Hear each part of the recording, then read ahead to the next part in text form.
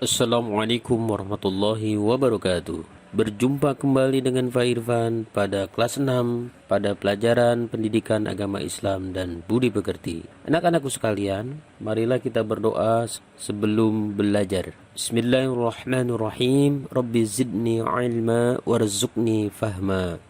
Anak-anakku sekalian, pada minggu yang lalu kita sudah pelajari tentang ketika bumi berhenti berputar dan makna hari akhir. Pada kesempatan ini, materinya adalah macam-macam hari akhir. Di macam-macam hari akhir, ada dua macam kiamat yang kita pelajari, yaitu kiamat sugro atau kiamat kecil dan kiamat kubro atau kiamat besar. Kiamat sugro atau kiamat kecil, tahukah kalian pada kiamat sugro atau kiamat kecil itu yaitu hancurnya alam di sekitar kita. Misalnya gunung meletus, gempa bumi, tsunami, air bah, atau banjir bandang. Kiamat kecil dapat terjadi di mana saja di atas bumi ini. Juga kiamat kecil dapat menimpa siapa saja dan di mana saja, seperti kematian seseorang. Itu kiamat kecil. Kiamat sugro. Kiamat sugro atau kiamat kecil bisa saja terjadi karena ulah manusia sendiri. Misalnya berkendara tidak hati-hati sehingga terjadilah kecelakaan, membakar hutan dan menebang pohon-pohon yang tidak terkendali sehingga gunung menjadi gundul, tanah longsor, serta membuang sampah di kali sehingga mengakibatkan banjir.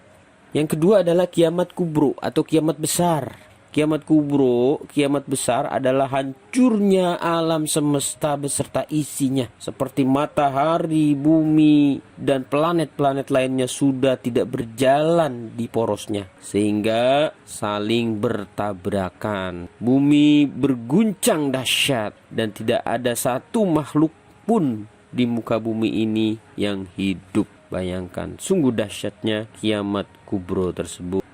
Tanda-tanda hari akhir. Anak-anak, tahukah kalian tanda-tanda gunung yang akan meletus? Bagi anak-anak yang tinggal di kota-kota yang jauh dari gunung, tentu saja tidak mengalami sendiri tanda-tanda gunung yang ingin meletus. Tapi bagi anak-anak yang tinggal di kaki gunung berapi, tentu saja mengetahuinya. Karena ada peringatan-peringatan dari petugas pemerintah atau pengawas gunung berapi. Misalnya, ketika letusan-letusan gunung berapi tersebut sering terjadi, air sungai yang mengalir ke hilir berbau belerang, hewan-hewan buas seperti harimau sudah turun ke desa dan sebagainya. Sudah dijelaskan sebelumnya bahwa tidak ada seorang pun yang tahu kapan hari kiamat datang. Namun Allah Subhanahu wa taala memberitahukan tanda-tanda hari kiamat makin dekat melalui firman-firman-Nya dalam Al-Qur'an. Di antaranya tanda-tanda tersebut adalah: 1. Banyak para ulama muslim yang wafat. Terus ilmu agama dianggap tidak penting. 3. Maksiat semakin terang-terangan dan kejahatan di muka bumi ini makin merajalela. 4.